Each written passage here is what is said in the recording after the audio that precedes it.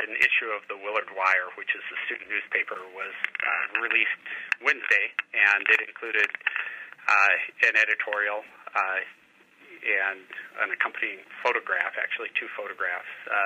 The photos included topless women and a man, and there was some additional language contained in one of the ancillary pieces that it referred to a sexual act that we didn't believe to be appropriate for a high school student newspaper. All right. Now, I understand that it is things like that. There are actually policies in place that you can turn to say this does not comply, right?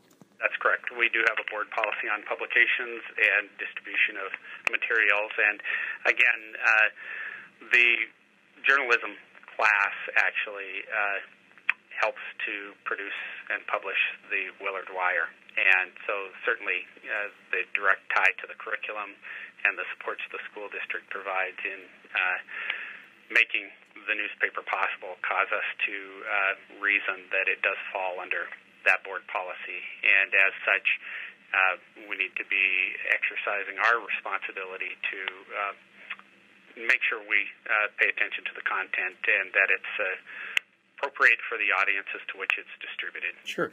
So how do you do that without squelching what is, probably an effort by a young mind to try to express itself? And actually, I fully support the student taking on controversial topics and writing about it, and the article itself was well written. I would actually encourage the students to consider making a few edits to the edition and that it be republished and redistributed. We want students to tackle controversial subjects and to do it in a fair and balanced fashion.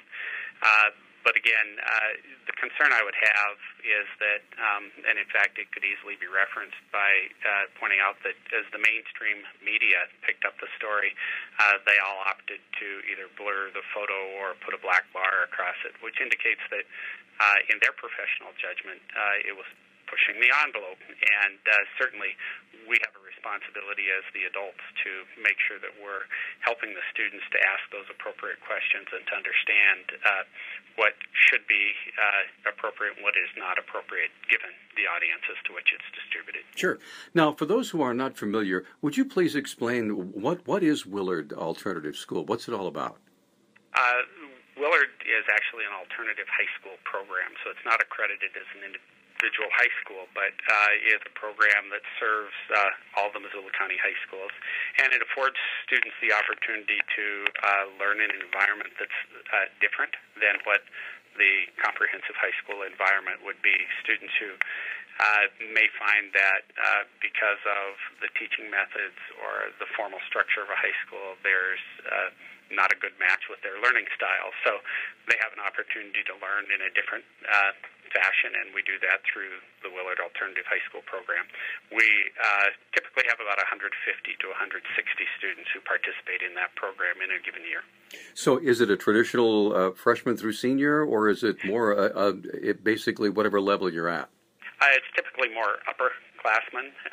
Generally, we don't have 8th graders that transition straight to the alternative high school program. So it is students who, for one reason or other, find that the program in the traditional high school setting doesn't seem to work well for them, and so they opt into the Willard program. And they operate on a slightly different calendar and, in fact, accrue credits on a trimester basis instead of a semester basis, and a little bit more place-based, hands-on kind of instruction oftentimes.